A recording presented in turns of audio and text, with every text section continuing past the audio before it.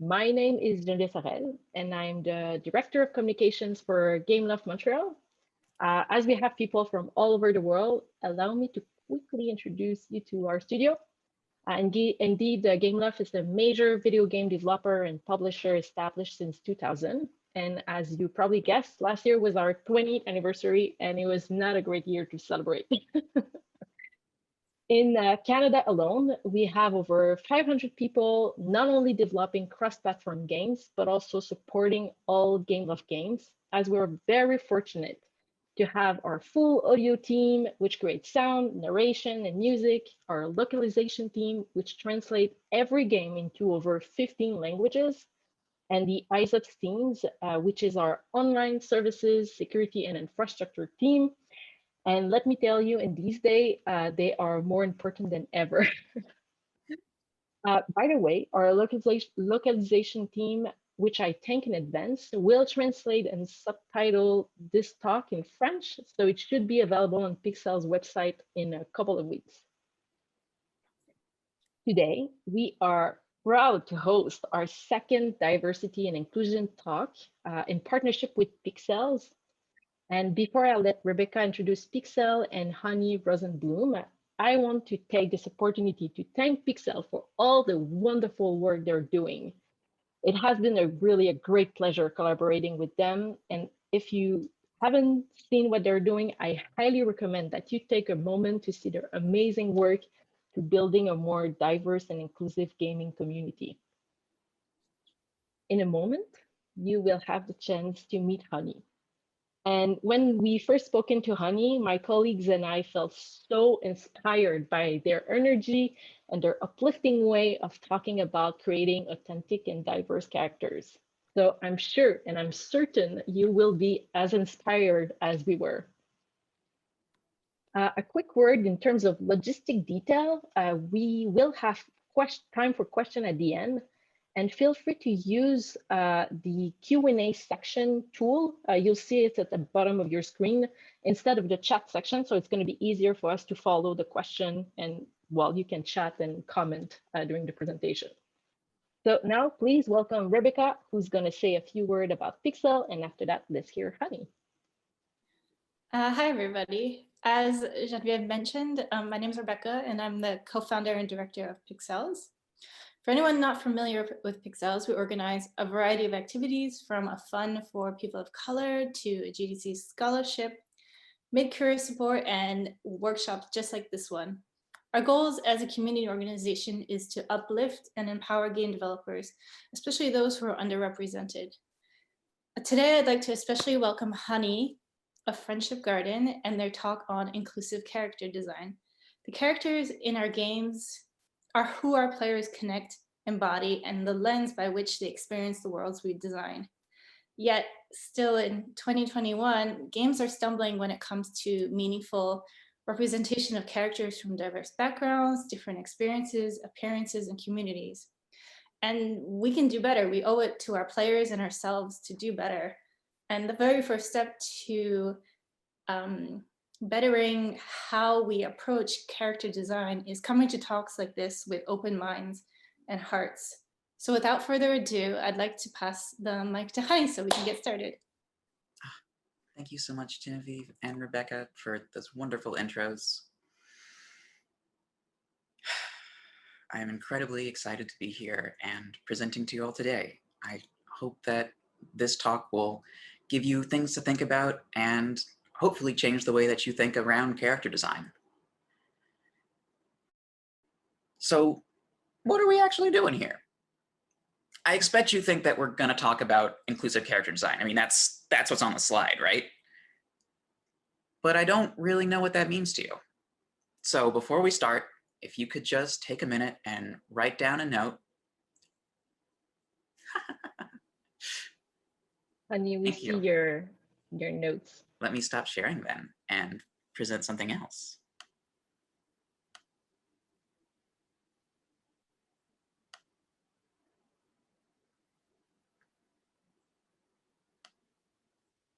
Perfect. So again, if you could just write down or take a note on your computer or phone, whenever. Why did you come What do you hope to learn?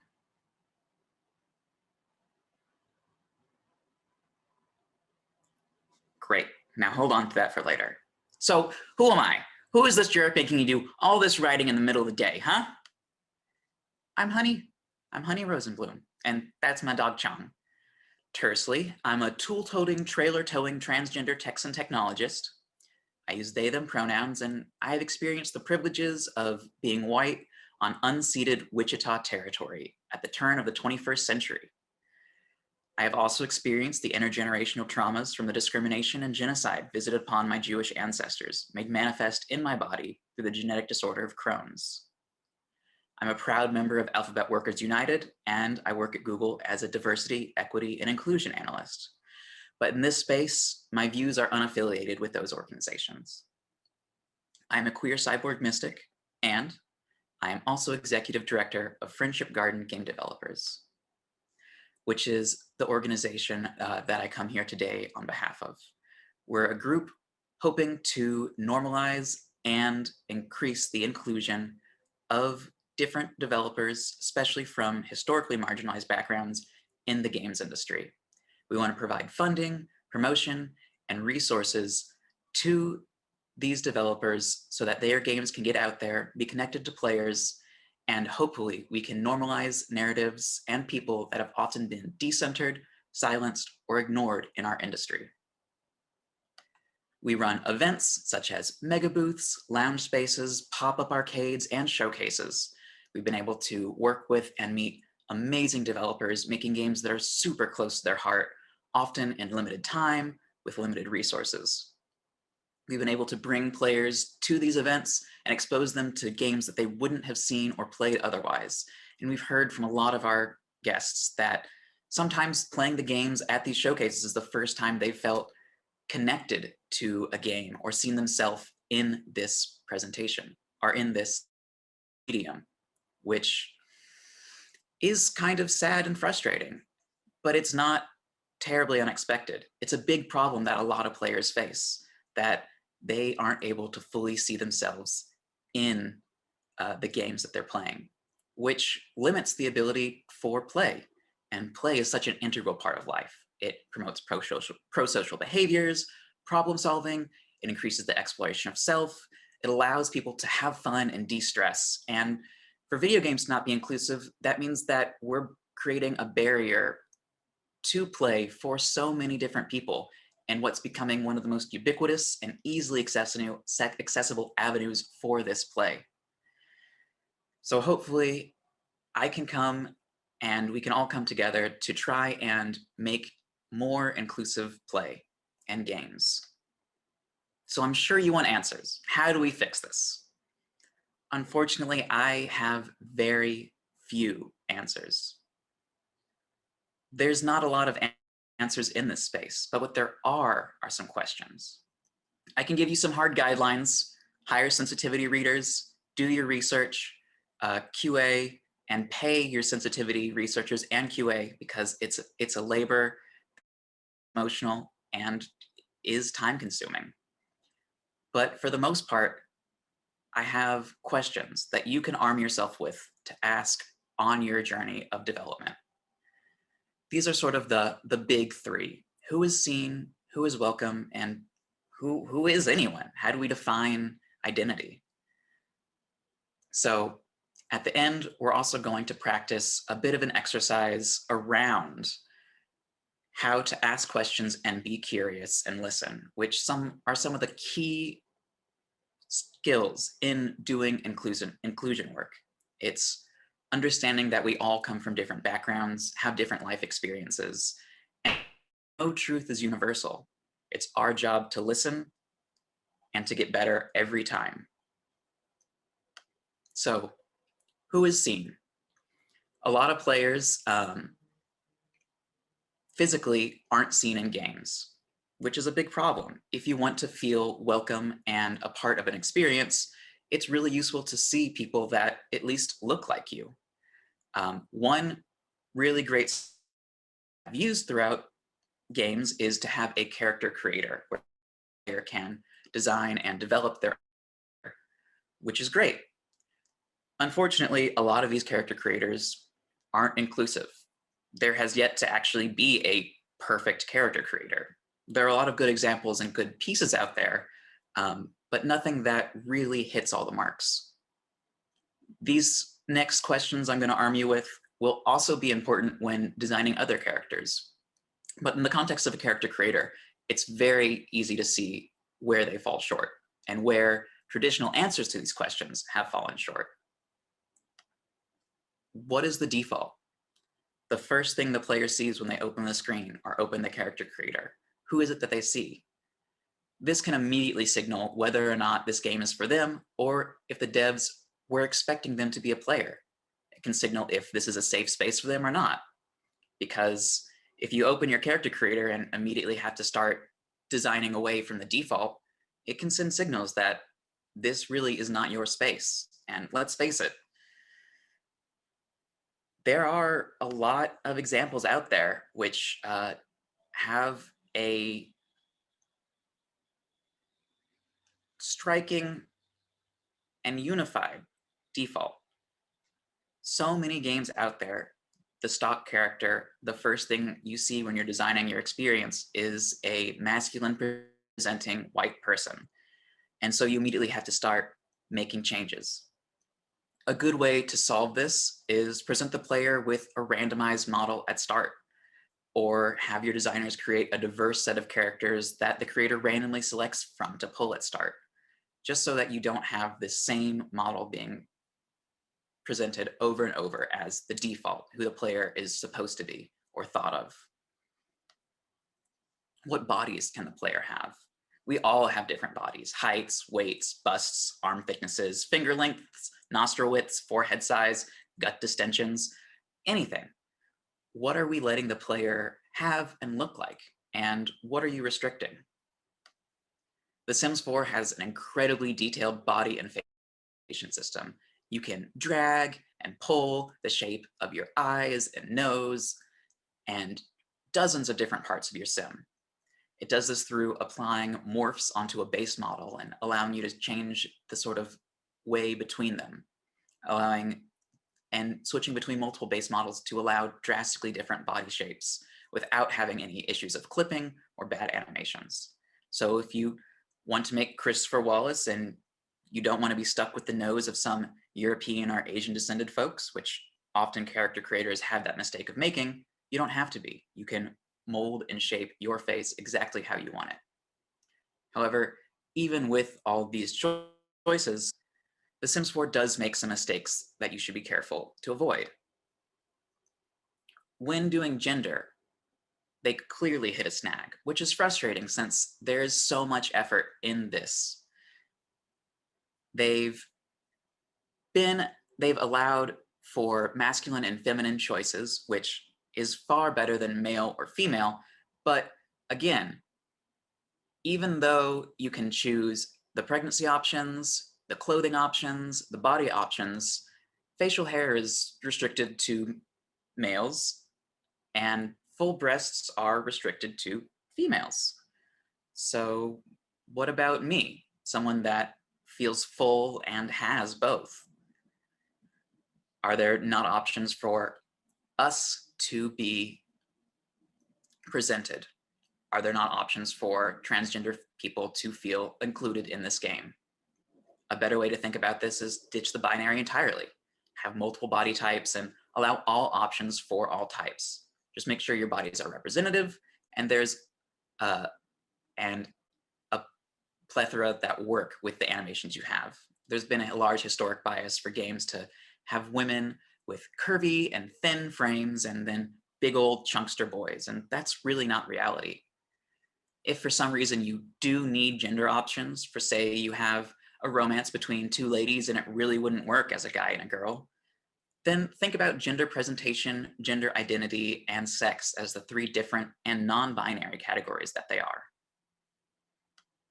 Continuing on physical features, skin tone has for a long time been an issue in games. Not necessarily just having the options of multiple different skin tones, but lighting them properly. On the right, we have an example from Black Desert Online, where you can create a character of African descent, but you can't really see their facial features. And this is, again, an issue we see in games like Elder Scrolls and other RPGs that really show that Black folk have been seen as secondary thoughts rather than core parts of the players. So, continuing off of just physical features, how can the player decorate their body? There are a ton of different ways that we decorate ourselves to express who we are, express how we connect to our culture, and how we connect to our ancestors and selves. It's important to respect not only the diversity of these options, but also their significance.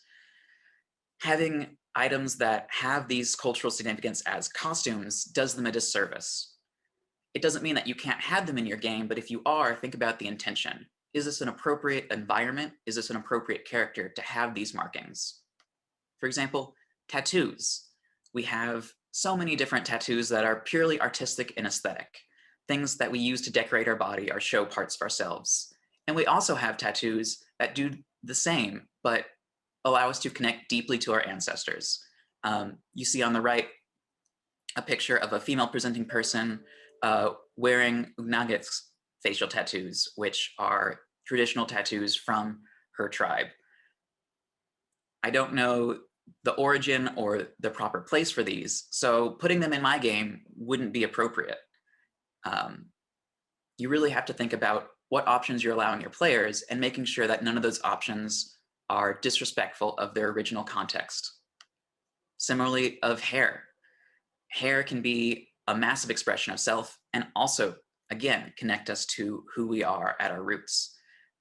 We have on the far right, a Sikh person wearing their beard. It's traditional for Sikhs to not shave and to wear their hair in a dastar, which is the hat. We have dreadlocks, which have a long history, especially under colonial rule in Jamaica, whereby police officers were allowed to murder folks wearing dreadlocks during issues around the Rastafarian movement. And then we have a woman wearing Hopi side buns, which were actually the inspiration for Princess Leia's hair.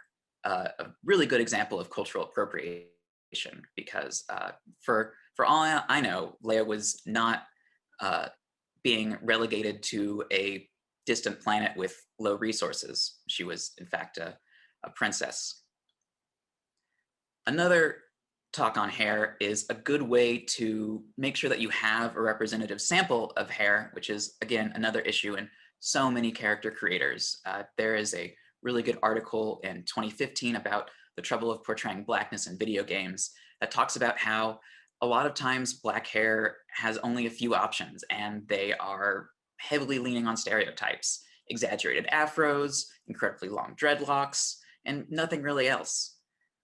Natural hairstyles and other various hairstyles are important and can be seen for a lot of folks. A good way to make sure you have this representative sample is take this hair chart and see if you have a good sample of hairs that fall into type 1, 2, and 3, and 4 for thin, medium, and thick.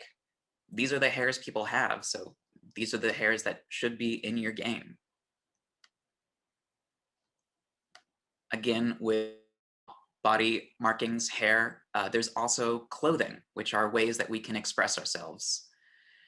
They are tools and they look cool, and you probably should have a lot of options so that players are able to feel they can express themselves.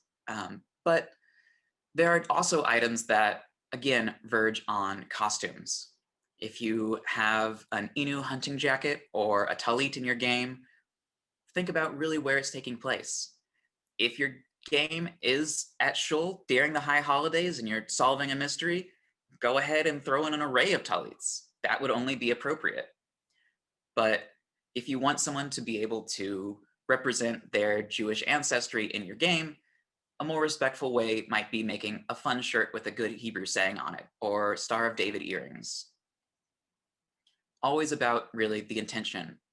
Why are we adding these choices? And are these choices representative or disrespectful? This leads to who is welcome. I know it's already been a lot of different things to think about, and it's only so far on how we present. Inclusion is more about just being present. It's knowing you're welcome and wanted. And so how do we do that welcoming? Well, certainly if we see people that look like us, that's step one. But it's harder to tell about feeling safe. So all the stuff that's before, that's really important. Making sure that you don't disrespect me, my culture, my ancestor, heritage, or beliefs through the costumes in your game is definitely a big part. But also, how do I know that I'm acknowledged and known? Which sort of brings us to the question of what is the even me I'm talking about? Because identity is complex and it's shifting and it's wobbly and uncertain. Identity is both visible and narrative. It's the things that we portray and we are seen as from the outside world, and the story that we tell ourselves about who we are. This doesn't mean it's fake or not based off of physical or genetic reality, but culture, religion, ability, neurodivergence are all there, yet almost invisible to outside viewers unless they know how one has lived with that experience. What is the story that I tell myself about growing up Jewish, about being trans, about growing up in Texas? And how does that influence how I think and how I perceive the world? This leads to how are players able to express this? In the character creator, we often just think about physical attributes, but these self-narrative parts are also incredibly important and can be put into the character creator as well. Or if you're creating characters, those characters. Think about nonverbal cues. Saints Row 2 has a way where you can choose your walk cycle, choose how you gesticulate and present yourself to people, which leans on so many internal narratives that I have. The Xbox Live avatars allow for wheelchairs and other disabled folks and their accommodations to be presented. And then games like Read Only Memories, 2064, allow you to pick your pronouns or customize them, which changes how people refer to you. As someone that uses they, them pronouns, this has been really important to me in being able to connect to my play to the experience.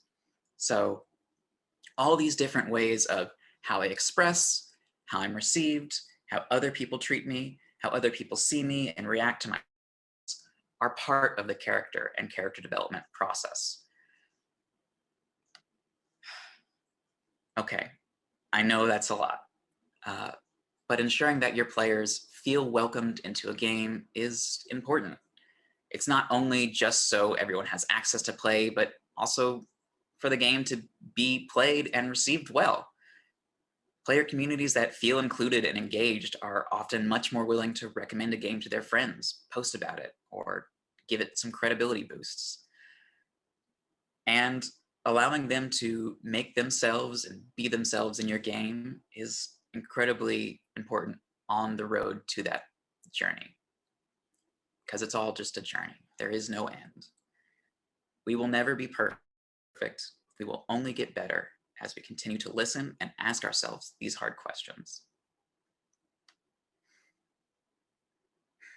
So who is anyone? What does it even mean to be a person? There are so many axes of identity.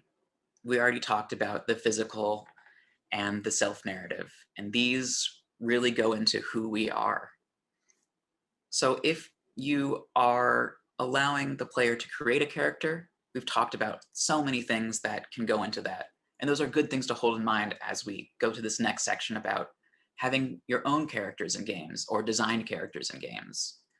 Make sure to just ask questions around each of these different axes of identity, and then ask questions about the intersections. Why am I making this character white? Why are they male? Why are they cis?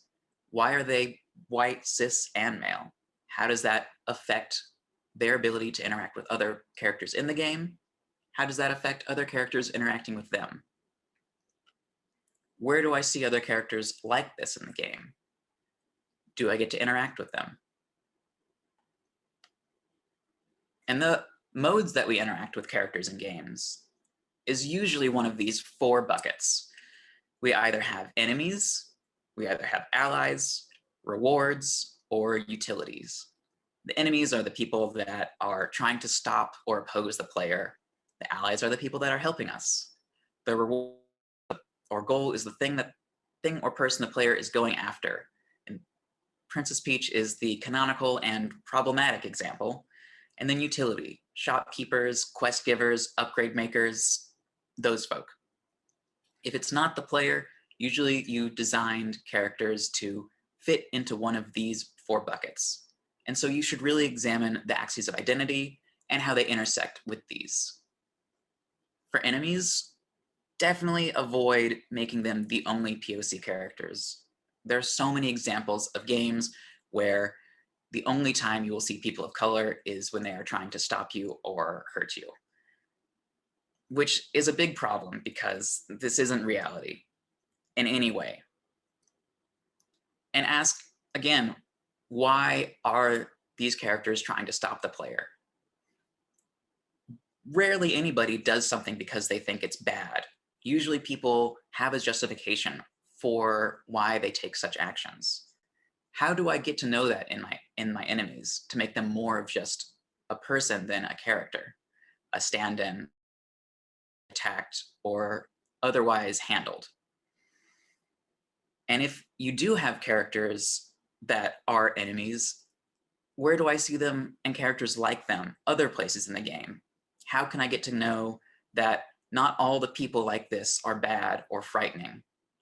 How can I develop relationships with people that allow me new perspectives on these enemies?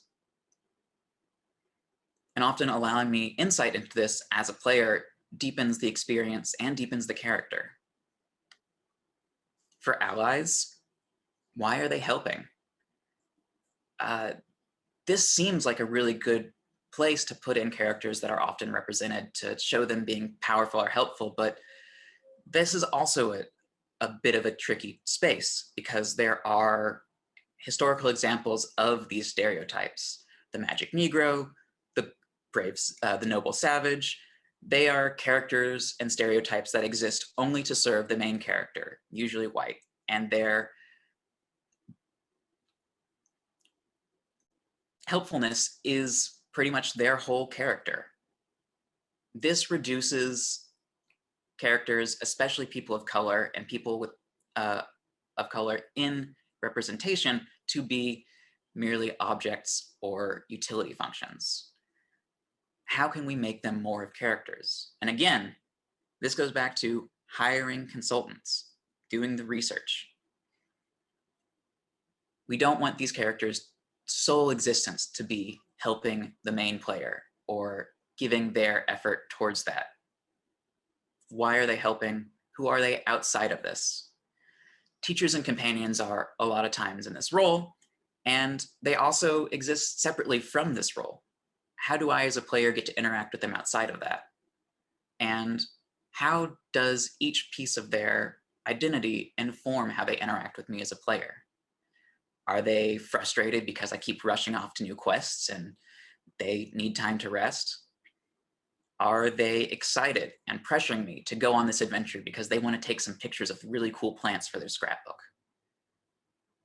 The possibilities are really endless, but it all starts with asking the questions. With the reward goal characters, this is where we see a lot of problems. Damsel in distress archetype, which is particularly tricky and sticky. It's disempowering to women and objectifying. It's not wrong to use characters as a goal. There are plenty of examples of wanting to save a friend or a child that do work, but the biggest thing to keep in mind when using this role is that the goal or reward character owes the player nothing. They can be grateful, but they don't require, there's no requirement for them to display affection towards that character or to even really thank them. They are their own independent person. And while they've acted as a motivation for this character, they have a life outside of the player. Why do they accept the player's help? after all they've been through? Why were they unable to help themselves? How did they get into the situation in the first place? If these are all tied to the player themselves, then you might have a problematic goal character. And it would be good to think about giving them a bit more agency or a bit more characterization. Utility are very similar to the ally characters, but not 100%. These characters can often fall prey to sort of the same stereotypes, and they're oftentimes treated like a vending machine. You give them money, they give you a reward, we're done. But if we want to really show characters in this role, especially characters of color that have so often been relegated to services that are transactional, especially in games, we don't want to continue to objectify them and dehumanize them as, I give you money, you give me service. How do they exist outside of those transactional interactions with the player? If they're a blacksmith, are they just talking about repairing armor all day? They probably have some other existence outside of that. How does that come into their dialogue with a player, even if I don't ever see them outside of that space? How can we really bring those other axes of identity into what characters say, into what characters do? And thinking about those, along with these different buckets you could put different characters into, will help you understand and begin to formulate more questions around why. And if something feels like you don't have a good answer, or you're just doing it because you needed an answer, maybe think harder or choose something else, because there are, especially in character design, where people stick with the D, which we've continued to propagate the stereotype that games are only for cis white men, which is false. As a non-cis white non-man, I can tell you that games are for me. And having run Friendship Garden events, I can tell you that games are not just for white people. They're for everyone, as long as we can make the games that can hold everyone. And I know I keep talking about it, but it is so, so important to hire a consultant. They have experience, both lived and trained, to do this work. If you have questions or concerns, this is their job. Pay them money. They do good work. These are just a few of the consultants that we know. We'd be happy to provide more, because we're all trying to do this work together and be better. The founder of I Need Diverse Games, Tanya DePass, has a phenomenal saying. She says, "Don't be an ally, be an accomplice." If we really want to have a more inclusive games industry, we need to be doing the work. We need to be listening and asking questions about how we can do better, and then doing that. We need to be helping people from traditionally marginalized backgrounds, people of color, disabled, queer folk, into games, supporting their voices and helping them get what they need, both in and off screen, both behind development and in front of the controller. So now I'm gonna lead some question practice just around curiosity, questions, and listening, because these are three crucial skills in doing inclusivity work. Being curious about someone and someone's experiences and reality, truly listening to them, is the first way that you're going to allow yourself to improve, especially when you make a mistake, because we all make mistakes. We will. It's part of being human. Making a mistake doesn't mean you're terrible. It means that you have an opportunity to grow and learn. A lot of times, that curiosity and those questions are hard to get to, but they're sort of everywhere. A really powerful step to take is ask yourself what assumptions you're making and what hasn't been said. When you ask someone how their day is and they say, "Oh, it was fine," that might seem like the end of the conversation, but there are so many unspoken things there. What is fine? How do they even define a day? They work night shift or not? What would make the day more than fine? Did they win $1,000 or did they stub their toe? What does fine mean for them? And each of those questions can lead to something else. I'm gonna allow a brief moment for us to sort of switch over and get the polls going, but we're gonna have a little practice exercise to expand on this sort of question idea. So say you just asked me how my day was going. And I responded, it was fine. I'm busy, but no real complaints. Anything taking up the bulk of your time? Yeah, it's not really just one thing, but there's a lot going on. I have union meetings, event planning, job hunting, not to mention therapy, calling friends, training my dog, and renovating my house. It's all just a lot right now. And hopefully, as we continue down this exercise, you're starting to see questions that aren't listed on here that you might be developing. Oh, that's very kind of you. Yes, I am enjoying it. Aside from not being able to go out or see friends, it's overall been some of the most enjoyable time in recent memory. One good technique that I like to use in finding my own curiosity and listening is feeling where different things sit in my body. Ah, how have I been recharging without being able to see friends? A lot of baths. Sometimes I meditate and have a few other somatic practices, and I've really been enjoying those, especially as I've been transitioning. As you listen to this and hear the different phrases and words, feel where they land in your body and find some curiosity about that. When something piques your interest, follow it. What about it is interesting? What do you want to know more about? What do you believe that you aren't quite sure other people do? Or what the other person's definition of that is? What are somatic practices? It's a good question. About 2 years ago, I didn't know either. Ah, yes. There are ways of connecting to the physical sensations in your body, often in relation to emotions or experiences. The nervous system connects all over the body, and it's a way of turning these signals into, of tuning into the signals that it's sending.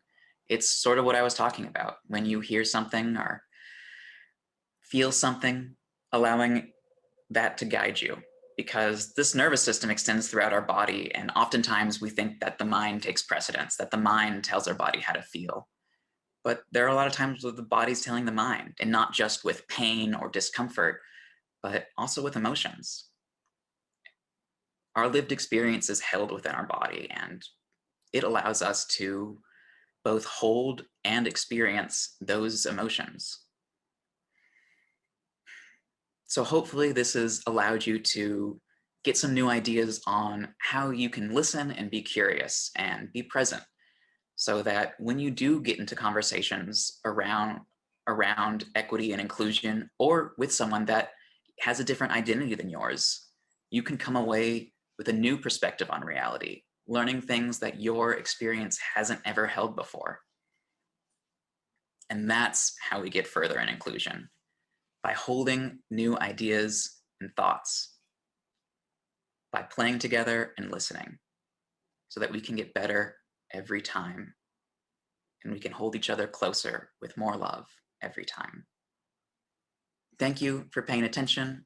I know that was a lot. I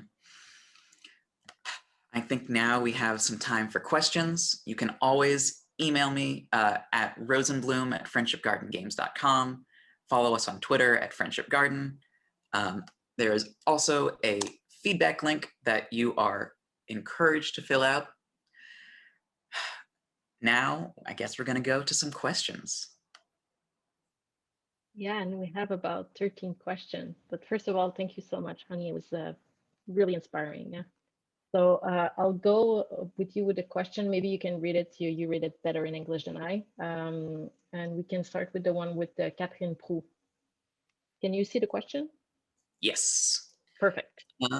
All right, for self-avatars, would you recommend incorporating clothing or hairstyles from a specific culture, knowing that we cannot restrain the use of those items in a specific group? Letting anyone mix and match elements that are not from their culture seems rude, but so is restraining, say, hijabs to feminine characters or dreads to characters with black skin. I think that's a tricky one, because allowing those options then means that the players could potentially do something that is disrespectful or harmful. And in a game that might have online presence, that could reflect really poorly. I think it is important to have those options open for players. It's far better than not allowing me to cover myself in a hijab if that is sort of how I present and how I want to present in this space. Definitely is a move towards inclusion. But then we sort of need the role of moderators and other folks to make sure that there aren't issues in the use of those articles if you have an online game. If it's a single player game, again, be intentional about the context. If it is something that is for ceremonial use or has religious value, make sure that it doesn't end up being a costume item or purely aesthetic. Having those, and if it is, then see how you could make something that isn't, that still represents that culture. So, you know, for example, if you don't want to have, like, if you want to have, like, really bad example, don't do this, a war bonnet as like a hat your character can wear, an Iroquois war bonnet, really not very respectful to the culture. But if you want to allow people of the Iroquois nation to feel like they can put themselves in their games, maybe have a shirt with the flag on it. Maybe have earrings designed by an artist from that tribe. Different ways to sort of include that culture without resorting to stereotypes and resorting to potentially causing offense.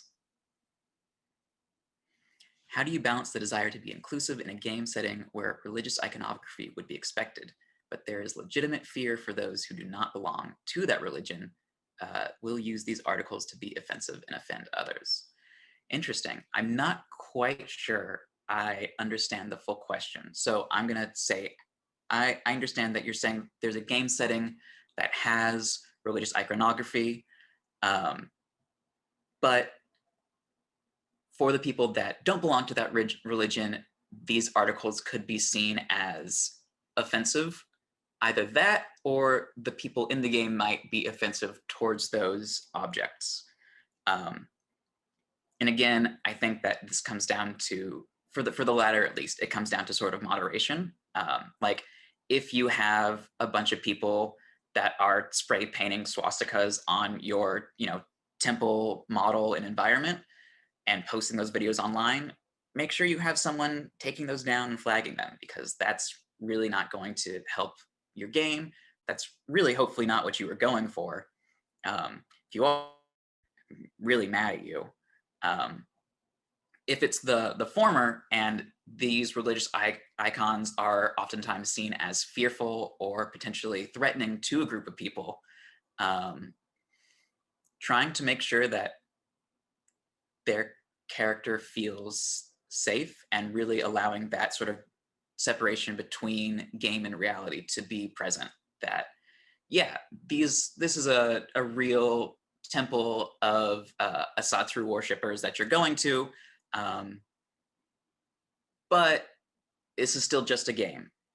If there's ways to add more cartoonish effects or to even just add more game-like elements, which I'm sure as a designer you're probably doing, such as indirect control and pathfind and easy paths in your map, clear items of focus in your environment, ways to make it feel less all-encompassing and more very directed, because the goal isn't to make the player feel bad or uncomfortable.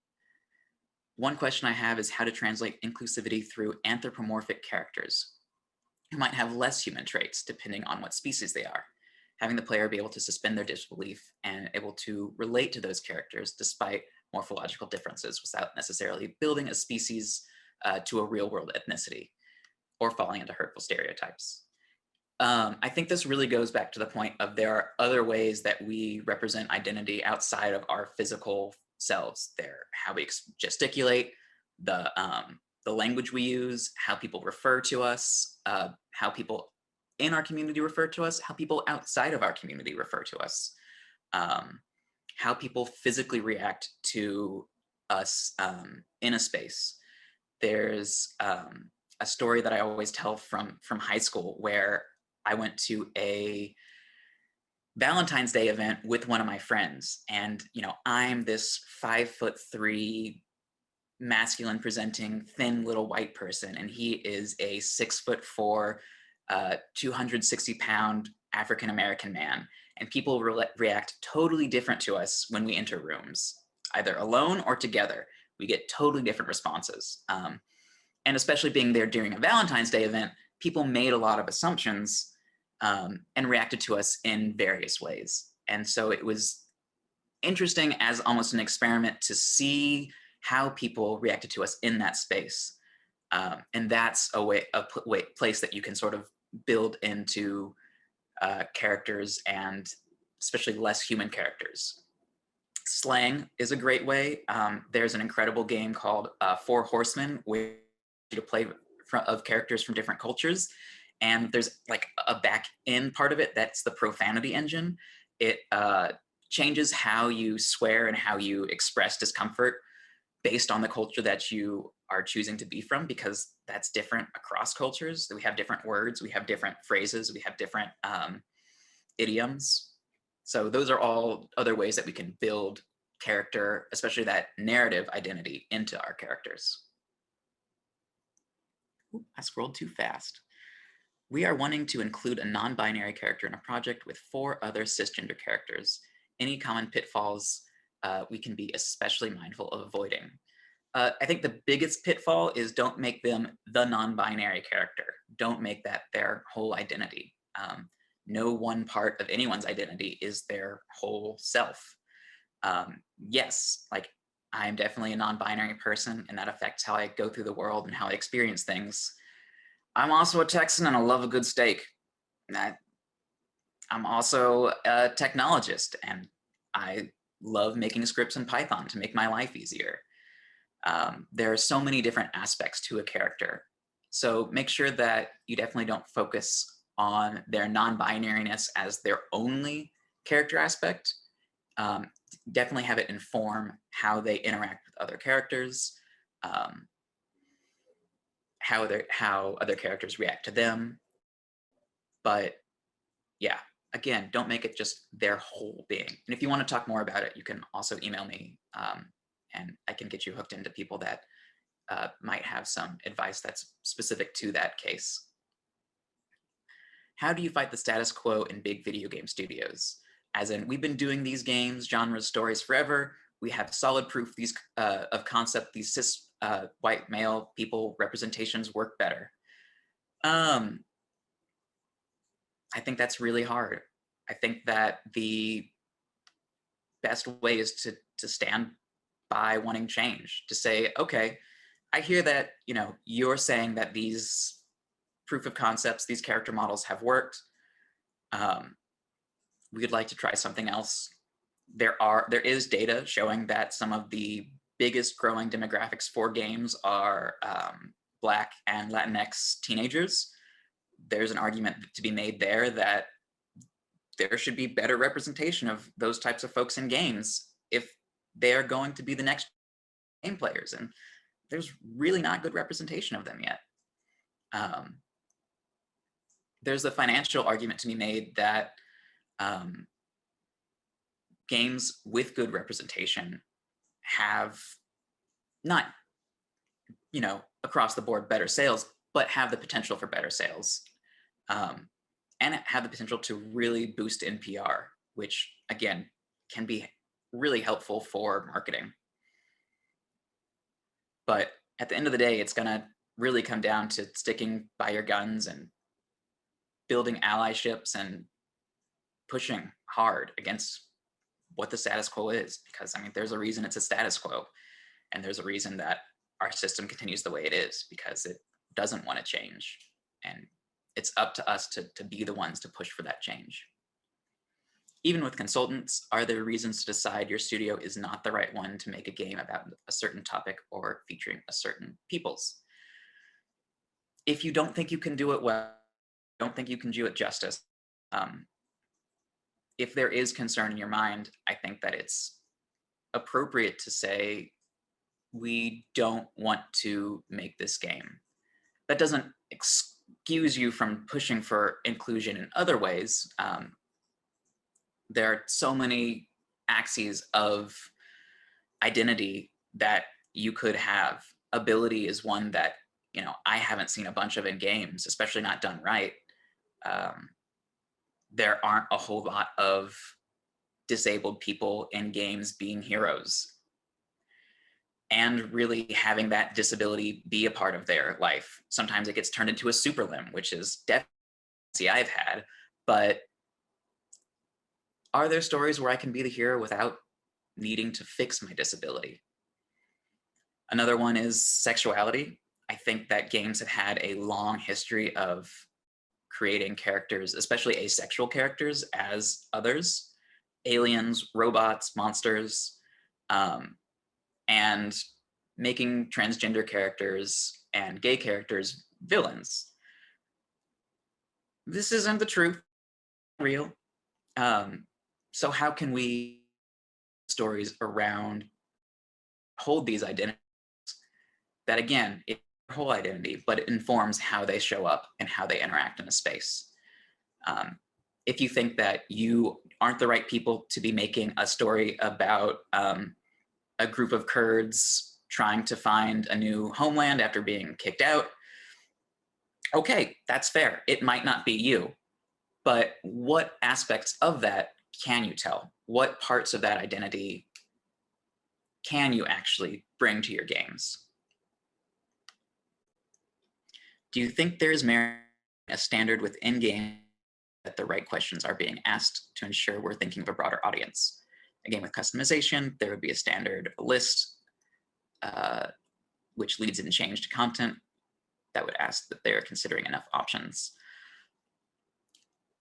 I think that there is definitely a good use for questions, potentially a list of things, preliminary questions to ask, but my biggest fear in creating standards is that they become ossified, as so much of our industry kind of already has become.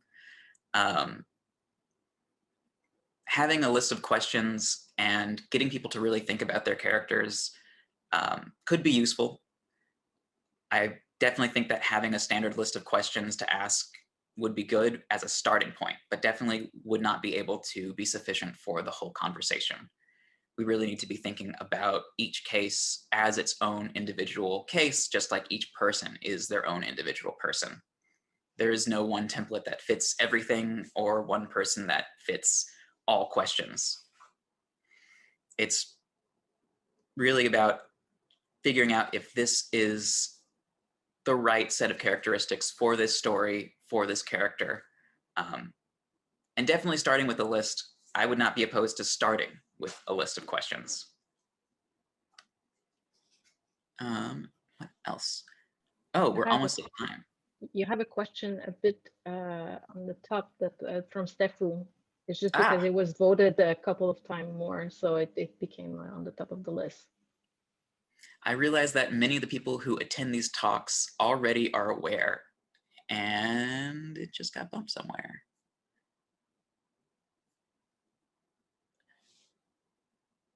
And are in communities of marginalized genders. How do we convince those who tend to make the final decisions that representation is important and that they should be doing this and learning as well? This is one I wish I had an answer for, and I really don't. There are articles on the financial benefits of inclusion. There are articles on the pro-social and psychological benefits of player inclusion. We have data showing that these are the right choices to make. and yet people still continually seem to not want to.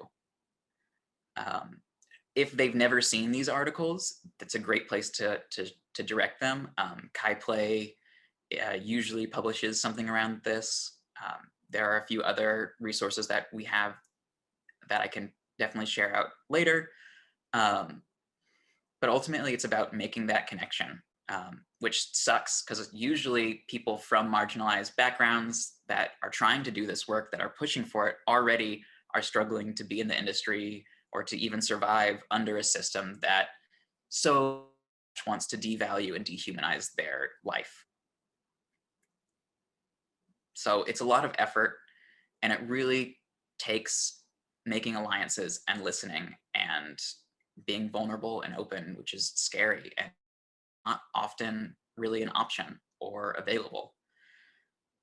So it is hard and it is frustrating, but it takes being loud and being an advocate and finding your accomplices to help you push. And to know that telling them like, hey, this is important, we need to do this, is sometimes dangerous.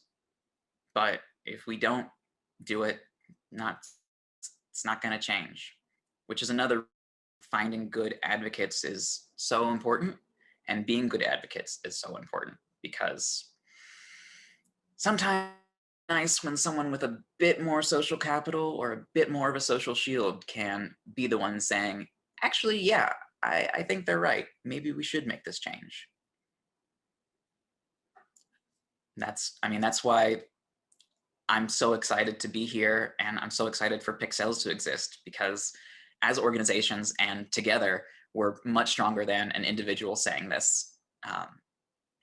When we group together and share our voices and have collective action, it might just be the union member inside of me, but I really think that we can make a change when we amplify each other's voices. I think that's all that time we have for.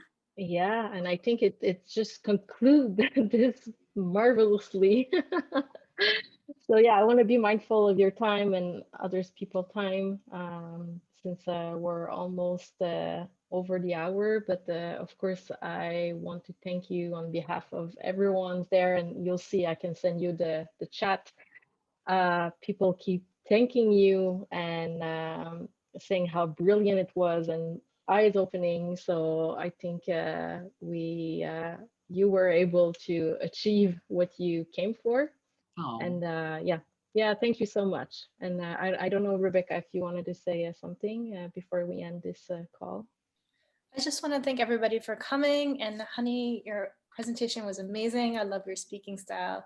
Such a wonderful aura today. Oh, For anybody who's interested in the recording of this talk, we will be putting it on the website and social media channels. If you officially got a ticket through Eventbrite, you'll also get an email when that's ready to go. Thank everyone. Thank you so much for coming. Thank you both for organizing this and hosting. If you have any questions, feel free to follow up on email. I love you all. Have a great, great weekend. You too. Thank you. Bye, everyone.